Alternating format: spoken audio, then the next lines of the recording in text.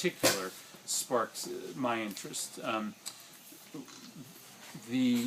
My criticism is that the Buy America Act, which is designed to give a preference to American manufacturers in supplying goods for the U.S. government, is now so riddled full of holes that the exception to the Buy America Act has become the rule.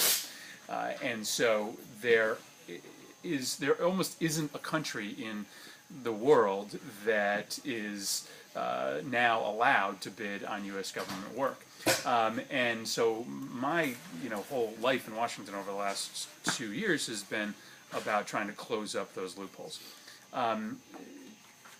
George and I have been talking about this for the last couple of months due to a bid that he lost when a company that claimed to be a U.S. company won a bid. That's another way that companies get around the Buy America clause, is that they claim to be a U.S. company maybe because they have a warehouse here or a couple employees, but really they're making the majority of the content overseas.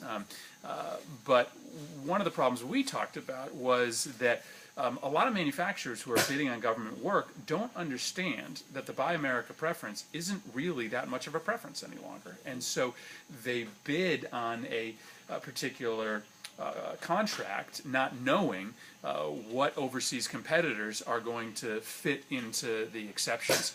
And so George's idea was pretty simple, that when a bid comes out for a particular contract, it should state on that contract what countries are going to fit the particular Buy America exemptions on that contract. And as George can tell you, there are over 100 companies, there are over 100 countries that qualify through various Buy America exceptions. I think that's ludicrous. I think that we should give an outright preference to American companies on every single bid, and I think we should eliminate many of these loopholes that allow for other countries to bid against American firms. So the bill that we're introducing, we'll just get the title right so I don't screw it up, is the Full Disclosure in Federal Contracting Act. And the Full Disclosure in Federal Contracting Act is, at its essence, George Dewey's idea. And it would require the federal government to list on every bid that goes out the countries that qualify under the Buy America exceptions. And I think this would do two things. One, it would provide full disclosure to American companies who they're actually bidding against.